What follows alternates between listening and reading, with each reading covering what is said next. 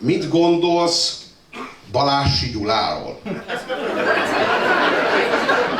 Az kicsoda? Focista vagy ki? Ja, jó. Ja, ő az az ember, aki az elmúlt pár évben egy minimálisan megszedte magát. Nem egy ilyen kicsi. Azt tette, amit egy férfinak kell, gondoskodott a családban. 20 generációval előre. Szűkösen. Most hát tudom melyik. Ő a kontrollos videó miatt, nem? Mert volt egy videó, egyébként én megnéztem, és nekem szimpatikus volt. Amikor még hang nélkül néztem, mert én azzal együtt tudok érteni, hogyha egy férfi felvállalja az érzéseit és elérzékeny. A Denzel Washington, a tűzben edzett férfi, mekkora pacek volt, nem? Ha megmondom őszintén, nekem is van olyan, hogy van, hogy elérzékenyülök. Hogy például ki kell fizetni az Olivért, számlákat.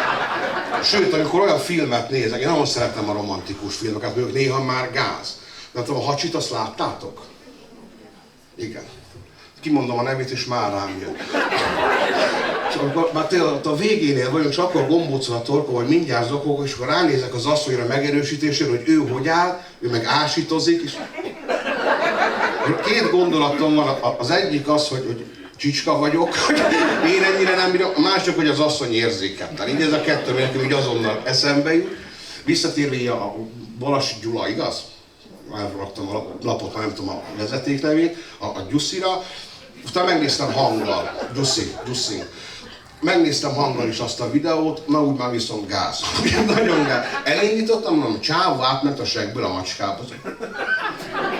A kedvenc jelenetem, vagy részem az volt így a videóban, amikor ott a szerkesztő megkérdezte, hogyha más lett volna a kormányon, vagy maradt volna a régi, így akkor visszaadta volna el.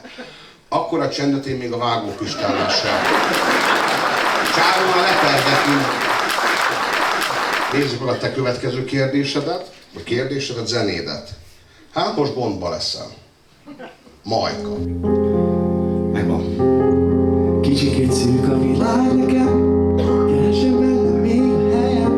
Nem látom tisztán a holnapot, lehet, hogy ebben én ma még belehalok. Féktebb varak az asztalon, ha úgy tartja kedvem, néha beleiszok.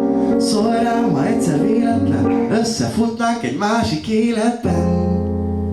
Yeah.